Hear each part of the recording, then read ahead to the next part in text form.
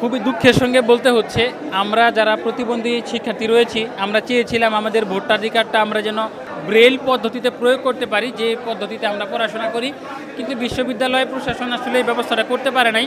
এটার জন্য আসলে আমরা সন্তুষ্ট হতে পারি না।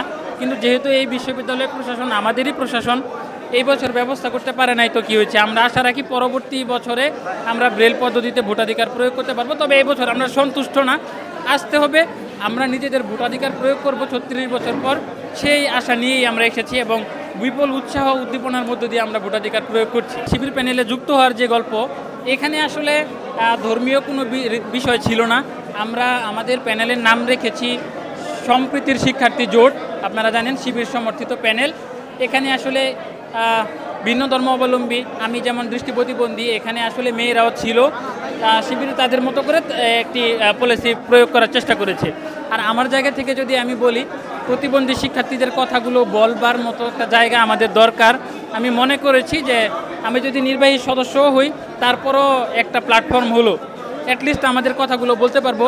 আর ভিন্ন ধর্ম অবলম্বী যারা শিক্ষার্থী আছেন, হিন্দু, বৌদ্ধ বা উপজাতি শিক্ষার্থী, তাদের কথাগুলো বলবার একটা প্রয়াস আমার নিশ্চয়ই থাকবে।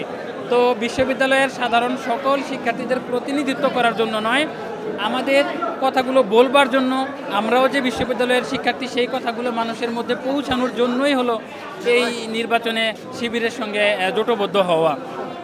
আর একটা কথা যদি বলি, বিশ্ববিদ্যালয়ের শিক্ষার্থীদের যে ভালোবাসাটা পেলাম, এটা ভোটের থেকে অনেক বেশি আমার কাছে গুরুত্ব বহন করে। আমি মনে করি যে ভোটের আগেই আমি জয়ী। আমি এখন পর্যন্ত যেই ভালোবাসা পেলাম, এটা হয়তো বা নির্বাচনে না আসলে আমি পেতাম না। তো ছাত্র শিবির সহ আমাদের বিশ্ববিদ্যালয়ের সকল শিক্ষার্থীদেরকে আমার পক্ষ থেকে এই জন্য আমি আন্তরিক ধন্যবাদ এবং কৃতজ্ঞতা জ্ঞাপন করছি। দেশে দেশে সবার সাথে দ্য নিউজ।